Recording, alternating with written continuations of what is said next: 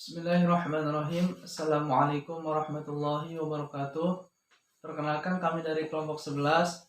Saya Akbar Hidayat Jikri beserta dua rekan saya, yaitu saudari Firna Doinara Octavia dan saudari Irenia Ikmatul Haq. Di sini kami akan menjelaskan materi filsafat pendidikan Islam tentang hakikat pendidikan pembebasan. Untuk pembahasan pertama akan disampaikan oleh saudari Firna Doinara Octavia. Kepadanya saya persilahkan. Assalamualaikum warahmatullahi wabarakatuh. Perkenalkan, nama saya Firna Dwinara Oktaviani sebagai pembicara materi pertama yang akan membacakan materi makna pembebasan dalam perspektif Panlo Freire. Kebebasan secara umum berarti ketiadaan paksaan. Ada kebebasan fisik, yaitu secara fisik bebas bergerak kemana saja. Kebebasan moral yaitu kebebasan dari paksaan moral, hukum, dan kewajiban, termasuk di dalamnya kebebasan berbicara. Kebebasan psikolog yaitu memilih berniat atau tidak, sehingga kebebasan ini sering disebut sebagai kebebasan untuk memilih. Manusia juga mempunyai kebebasan berpikir, berkreasi, dan berinovasi. Jika disimpulkan, ada dua kebebasan yang dimiliki manusia, yaitu kebebasan vertikal yang arahnya kepada Tuhan dan kebebasan horizontal yang arahnya kepada sesama makhluk. Poin kedua, model-model pendidikan pembebasan. Yang pertama, model dialog atau konsiliasi. Paulo Freire sangat menentang pendidikan gaya bank yang mencerminkan masyarakat tertindas yang menunjukkan kontradiksi pendidikan gaya bank tersebut antara lain. Yang pertama, guru mengetahui segala sesuatu, peserta didik tidak tahu apa-apa. Guru berpikir sedangkan peserta didik dipikirkan. Guru mengatur, peserta didik diatur. Yang keempat, guru bercerita sedangkan peserta didik mendengarkan.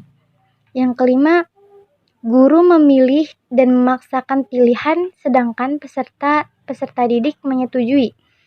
Yang keenam, guru membuat sedangkan peserta didik membayangkan dirinya berbuat melalui perbuatan gurunya.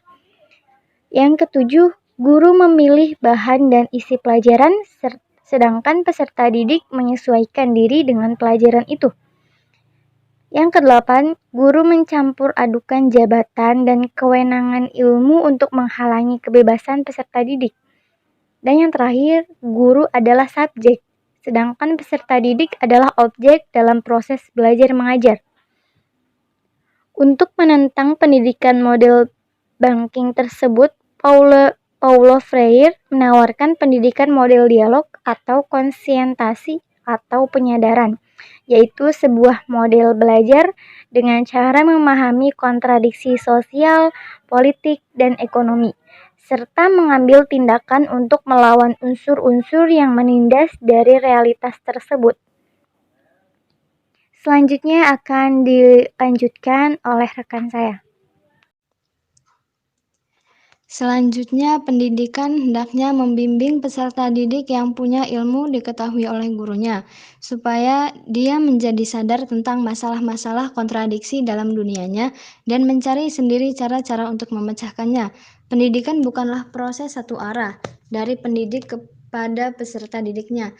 Pendidikan seharusnya dilaksanakan melalui proses-proses dialog yang merupakan modal pendidikan pembiasaan. Di samping itu, perlu adanya kerendahan hati dan keterbukaan. Proses dialektis harus dilaksanakan secara sungguh-sungguh, supaya pendidikan tidak terlalu mendominasi pihak yang lain, dan justru menghargai ilmu masing-masing. Proses pendidikan tetap dipimpin oleh guru yang memang punya ilmu pengetahuan yang luas dan utuh. Model yang kedua yaitu model kritik atau masifikasi. Pada model ini, peserta didik dibimbing supaya mengetahui struktur sosial, ekonomi, budaya, agama, dan politik, dan tidak menerimanya begitu saja, tetapi malah mempersoalkan hal-hal yang tidak adil. Pendidikan yang kritis atau radikal mempersoalkan struktur ketidakadilan yang lebih besar dalam konteks mereka yang lebih luas. dan monolog, serta membuka cakrawala peserta didik agar lebih mengerti hal yang lebih luas. Pendidikan kritis intinya membantu terbentuknya sikap-sikap kritis, mengangkat kesadaran naif masyarakat yang telah menenggelamkannya dalam proses sejarah dan mudah termakan irasionalitas. Pendidikan yang ada hendaknya mampu membuat manusia berani membicarakan masalah-masalah lingkungan dan turun tangan dalam lingkungan tersebut. Pendidikan yang mampu memperingatkan manusia dari bahaya zaman dan memberikan kepercayaan dan kekuatan untuk menghadapi bahaya-bahaya tersebut. Bukan pendidikan yang menjadikan akal kita menyerah patuh kepada keputusan-keputusan orang lain. Dengan mengajak manusia terus-menerus melakukan penilaian dan menganalisis penemuan-penemuan, menggunakan metode-metode dan proses-proses ilmu pengetahuan dan melihat dari diri sendiri dalam hubungan dialektis dengan realistis sosial. Pendidikan ini akan menolong manusia untuk meningkatkan sikap kritis terhadap dunia dan dengan demikian mengubahnya. Pendidikan pembebasan yang dikemukakan oleh Freire telah diterapkan oleh Nabi Muhammad dalam strategi gerakan dakwah Islam menuju transformasi sosial.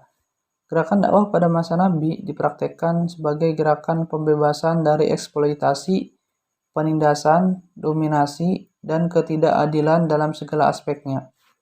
Islam sendiri adalah agama pembebasan, karena Islam memberikan penghargaan terhadap manusia secara sejajar, mengutamakan kemanusiaan, menjunjung tinggi nilai-nilai demokrasi dan keadilan, mengajarkan berkata yang hak dan benar, dan mengasihi yang lemah dan tertindas.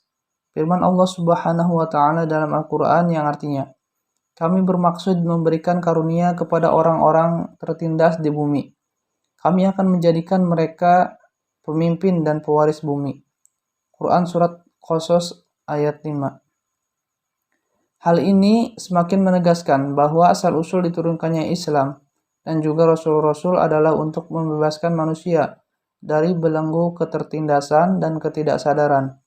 Kesadaran inilah yang akan membebaskan manusia dari segala bentuk penindasan di alam semesta. Sebuah kesadaran yang akan menghantarkan manusia pada posisinya sebagai abd atau hamba, sekaligus sebagai khalifah atau wakil Tuhan di alam semesta ini. Pendidikan Islam sebagai praktik pembebasan mendasarkan pada instrumen akal budi manusia sebagai paradigma pembebasan, di mana pendidikan Islam diartikan sebagai proses penyadaran diri atau konsientasi realitas objektif dan aktual, serta mengakui eksistensi manusia sebagai individu yang bebas dan memiliki jati diri. Dengan instrumen akal budi pula, pendidikan dalam Islam dimaknai sebagai proses rasionalisasi dan intelektualisasi. Ada 3 hal yang ingin dibebaskan dalam pendidikan Islam, yakni yang pertama, bebas dari pola pikir dikotomis keilmuan atau bahkan polarisasi antar ilmu agama dan ilmu umum. Yang kedua, bebas dari pemasungan kesadaran internal dan eksternal yang menyebabkan melemahnya kondisi peserta didik. Yang ketiga, bebas dari praktik-praktik pendidikan yang membelenggu kreativitas dan kebebasan berpikir peserta didik. Baik, untuk pembahasan tadi dapat disimpulkan yang pertama yaitu manusia tidak bisa diperbudak dan dipasung kebebasannya sehingga tidak boleh menurut dan terikat kepada ikatan yang membelenggu kebebasannya. Yang kedua, pendidikan Islam dapat menjadi pendidikan pembebasan apabila proses pelaksanaan pendidikan Islam dapat dilaksanakan secara demokratis, dialogis, dan terbuka, serta berupaya menanamkan nilai-nilai tauhid sehingga pada akhirnya peserta didik menjadi manusia yang bertakwa. Yang ketiga, gerakan pembebasan adalah melakukan kesadaran kritis untuk membuka kesadaran kaum tertindas, maka Islam mendasarkan diri pada kesadaran untuk memahami realitas yang terjadi di sekitar manusia itu sendiri. Yang keempat, model-model pendidikan pembebasan ada 2, yaitu yang pertama model dialog dan yang kedua model kritis atau metafisika. Mungkin demikian yang dapat kelompok kami sampaikan. Kurang dan kurangnya kami mohon maaf. Wassalamualaikum warahmatullahi wabarakatuh.